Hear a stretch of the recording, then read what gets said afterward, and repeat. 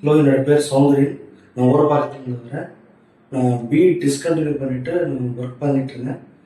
அப்போது ஃப்ரெண்டு மூலிமா வந்து ஐஎஃப்எம் ரெஃபர் எனக்கு கிடைச்சிது.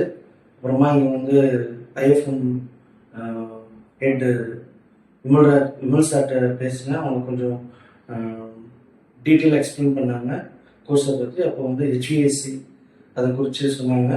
அப்புறமா கிளாஸ் இங்கே ஜாயின் பண்ணேன். கிளாஸில் வந்து சிலபஸ் வந்து ரொம்ப டீட்டெயிலாக நல்லா புரியும்படியாக நமக்கு சொல்லிக் கொடுத்தாரு. இது ரொம்ப யூஸ்ஃபுல்லாக இருந்தது.